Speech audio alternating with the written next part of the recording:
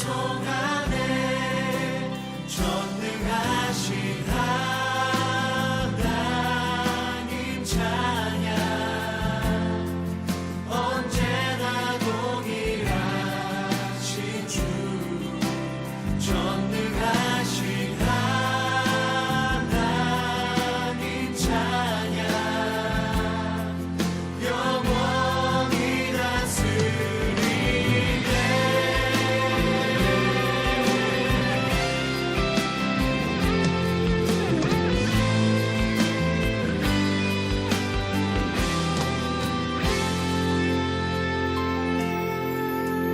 사랑하는 나의 아버지, 사랑하는 나의 아버지, 우리 함께 이름을 높여드립시다. 이름 높여드립니다. 주의 나라 찬양 속에 임하시니, 능력의 주님을, 능력의 주께 찬송하네. 전능하신 하나님 찬양, 언제나 동일하신 전능하신 하나님 찬양, 영원히 다스리네.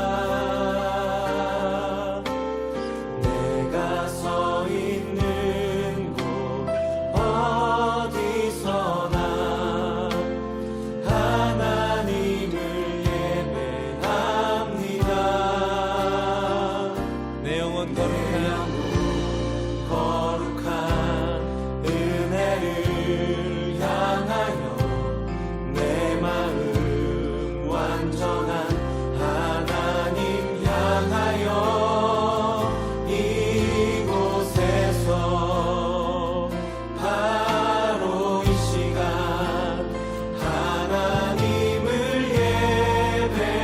예배합니다.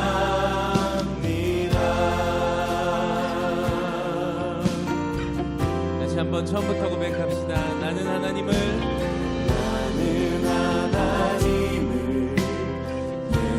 예배하는 예배자입니다. 내가 서 있는 곳 어디서나 하나님을 예배합니다.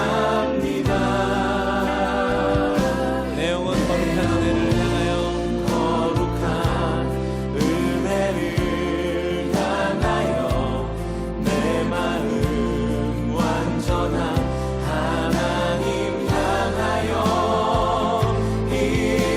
이곳에서 바로 이 시간 하나님을 예배합니다. 내 영혼 거룩한 은혜를 향하여 내 영혼 거룩한 은혜를 향하여 내 마음 완전한 하나님 향하여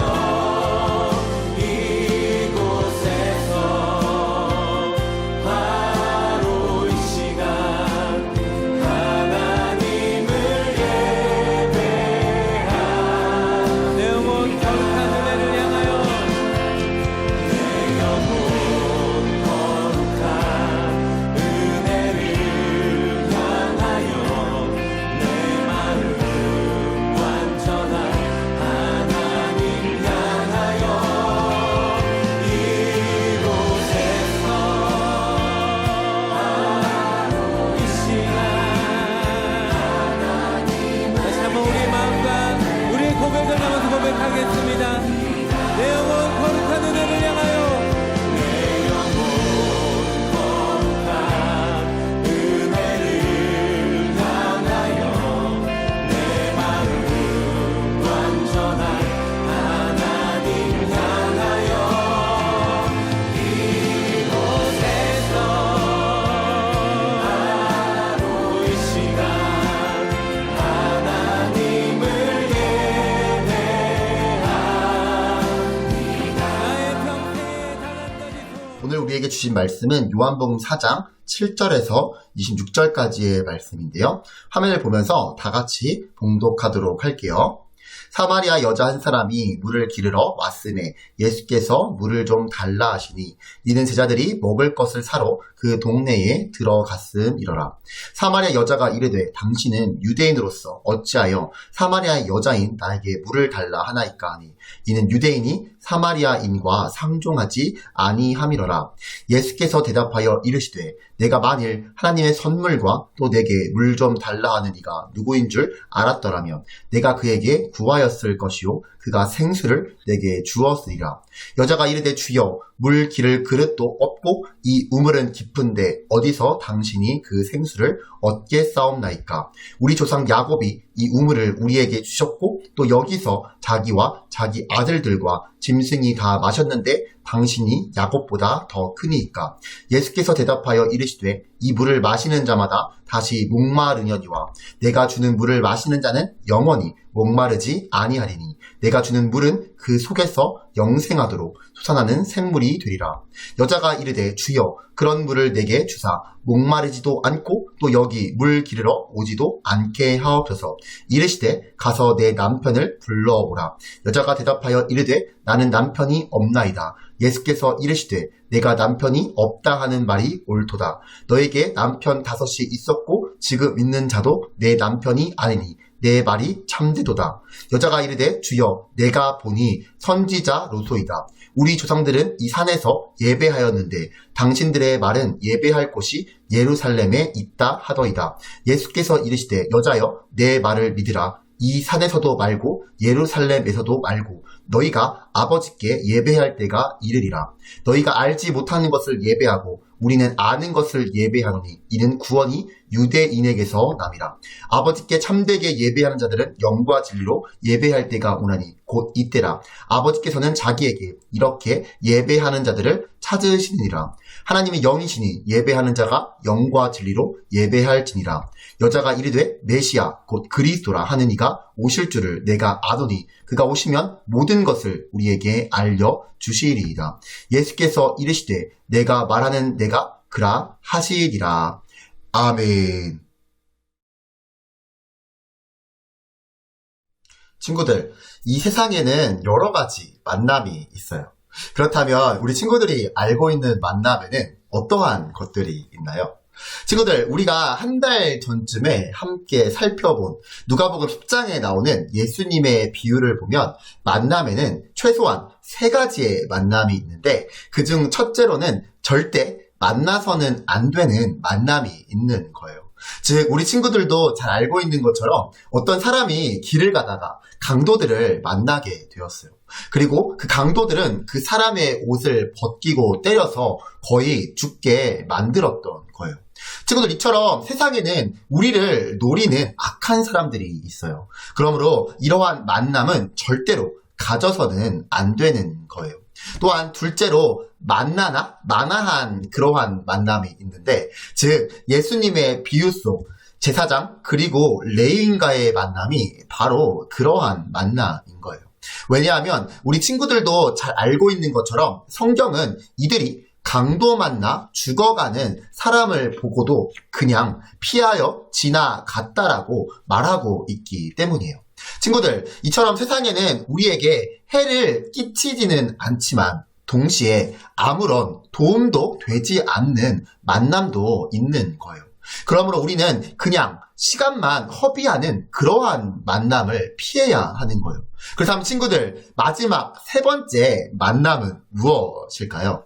3번째 만남은 바로 꼭 만나야 하는 만남인 거예요. 즉 우리 친구들이 목사님을 만난 것처럼 꼭 만나야 하는 만남이 있는 것이죠. 예수님의 비유를 보면 우리 친구들도 잘 알고 있는 것처럼 강도를 만나 죽어가는 사람은 다행히도 지나가던 사마리아 사람을 통해 생명을 구원받게 되었어요. 즉 사마리아 사람은 그를 보고 불쌍히 여기어 자기의 기름과 포도주로 상처를 치료하고 여관으로 데리고 가 돌보며 또 비용도 지불해 주었던 거예요. 그렇다면 친구들, 마지막 3번째 만남을 통해 우리 친구들은 누가 생각나나요? 맞아요. 자신의 살과 피를 다 내어주시고 우리를 위해 십자가에서 죽임 당하신 예수님이 생각나는 거예요. 즉 우리는 인생을 살면서 이러한 만남을 꼭 가져야 하는 거예요. 그런 의미에서 오늘은 예수님을 만남으로 그 인생이 변한 한 여인의 이야기를 함께 나누어 보도록 할게요. 오늘 읽지는 않았지만 요한복음 4장 3절과 4절의 말씀을 보면 이 여인과의 만남은 예수님께서 사마리아로 지나가셨기 때문에, 즉 예수님께서 사마리아를 통과하셨기 때문에 이루어진 만남이라고 해요. 친구들, 예수님 당시 이스라엘은 3개의 지역으로 구분되어 있었어요. 즉 아래 지역은 유대, 또 중간 지역은 사마리아, 그리고 윗지역은 갈릴리로 구분되어 있었어요. 그런데 이스라엘 사람들은 유대에서 갈릴리로 지나갈 때 대부분 사마리아를 거치지 않고 우회해서 지나갔어요. 왜냐하면 역사적으로 사마리아 지역은 북이스라엘이 아수르에 멸망당한 후에 혼혈 정책에 의해 태어난 후손들이 모여 살던 곳이었기 때문이에요. 즉 우리 친구들도 잘 알고 있는 것처럼 남유다의 후손으로 바벨론의 포로로 끌려갔다가 다시 돌아온 이스라엘 사람들은 그러한 이유 때문에 북이스라엘의 후손들을 배척하며 상종조차 하지 않았던 거예요. 그래서 예수님 당시에도 유대 사람들은 사마리아 사람들을 멸시하고 그 지역에 발도 들여놓지 않았어요. 그런데 오늘 본문을 보면 이상한 일이 일어나요. 즉 예수님께서는 이상하게도 그 사마리아로 들어가셨던 거예요. 친구들, 오늘 본문 속 예수님께서는 사마리아에 있는 수가라는 곳에 가셨어요. 그리고 그곳에 있는 야곱의 우물 곁에 앉으셨을 때에 한 사마리아 여인이 물을 기르러 나왔는데, 이 사마리아 여인이 물을 기르러 나온 시간을 정오라고 성경은 말하고 있어요. 즉 낮 12시를 말하는 것이죠. 친구들, 정오, 즉 낮 12시는 어떠한 시간인가요? 맞아요. 가장 무더운 시간이에요. 즉 가장 무더운 이 시간에 이 사마리아 여인은 물을 기르러 나왔던 거예요. 그렇다면 이 사마리아 여인은 왜 이러한 시간에 물을 기르러 나왔던 것일까요? 이 질문에 대한 답은 나중에 나눠보도록 할게요. 아무튼 물을 기르러 온 사마리아 여인은 예수님을 만나게 되었어요. 그러자 예수님은 그 여인에게 물을 좀 달라고 하시었고, 그 여인은 이렇게 말했어요. 오늘 본문 9절의 말씀인데요. 당신은 유대인으로서 어찌하여 사마리아 여자인 나에게 물을 달라 하나이까 하니, 이는 유대인이 사마리아인과 상종하지 아니함이러라. 사마리아 여인은 유대인이면서 자기에게 물을 달라 청하시는 예수님이 이상해 보였어요. 왜냐하면 앞에서 나누었던 것처럼 당시 유대인들은 사마리아인들과는 상종하지 않았기 때문이에요. 그러므로 이렇게 반응하는 여인에게 예수님은 이렇게 말씀하셨어요. 오늘 본문 10절의 말씀인데요. 예수께서 대답하여 이르시되 내가 만일 하나님의 선물과 또 내게 물 좀 달라 하는 이가 누구인 줄 알았더라면 내가 그에게 구하였을 것이요 그가 생수를 내게 주었으리라. 예수님은 사마리아 여인에게 처음에는 물을 좀 달라고 하시다가 대화하던 중 주제를 생수로 바꾸셨어요. 친구들, 예수님께서는 피곤하기도 하셨고 목도 마르셔서 사마리아 여인에게 물을 달라라고 하셨지만, 어쩌면 사실 이 말씀을 하시기 위해 물을 사용하신 것 같아요. 즉 예수님께서는 물에서 자연스럽게 생수로 이야기를 이끌어 가셨던 거예요. 그러자 유대인인 예수님께 시큰둥하던 사마리아 여인은 생수라는 말에 반응하기 시작했어요. 오늘 본문 11절과 12절의 말씀인데요. 여자가 이르되 주여 물 기를 그릇도 없고 이 물은 깊은데 어디서 당신이 그 생수를 얻겠사옵나이까. 우리 조상 야곱이 이 우물을 우리에게 주셨고 또 여기서 자기와 자기 아들들과 짐승이 다 마셨는데 당신이 야곱보다 더 크니이까. 친구들, 물에서 생수로 주제가 바뀌었는데 여인은 그보다 한 걸음 더 나아가 갑자기 야곱에 대한 이야기를 하고 있어요. 그렇다면 친구들, 야곱은 누구인가요? 맞아요. 야곱은 아브라함의 손자이고 이삭의 아들이에요. 그리고 우리 친구들도 잘 알고 있는 것처럼 야곱은 나중에 그 이름이 이스라엘로 바뀌게 되고 야곱의 12아들들은 이스라엘의 각 지파가 되는 거예요. 그러니까 이 여인에게는 자신의 조상인 야곱에 대한 큰 자부심이 있었던 거예요. 그러면 예수님께서는 이러한 질문을 했던 거예요.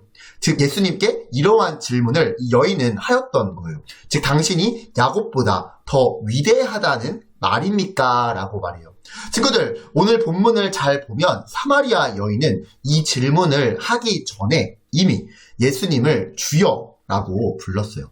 그리고 사마리아 여인은 야곱보다 큰 자는, 더 위대한 자는 오직 메시아밖에 없음을 알고 있었던 거예요. 이제 예수님은 사마리아 여인에게 자신이 메시아이심을, 그리스도이심을 알게 하시려고 그 다음 대화로 이끌어 가셨어요. 즉 물에서 생수로 주제를 바꾸신 예수님은 이제 조금 더 영적인 주제로 전환하셨던 거예요.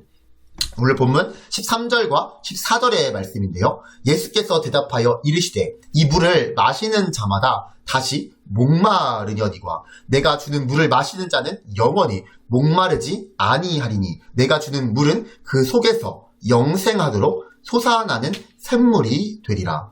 친구들, 예수님께서는 여인과의 대화에서 영원, 영생이라는 단어를 사용하셨어요. 즉 처음 예수님은 물을 마시는 것으로서 여인과의 대화를 시작하셨지만 이제는 예수님께서 주시는 물을 마시는 자는 영원히 목마르지 않는다라고 말씀하셨던 거예요. 친구들, 사람은 모두 다 영적인 존재이기 때문에 누구나 다 영적인 목마름이 있어요.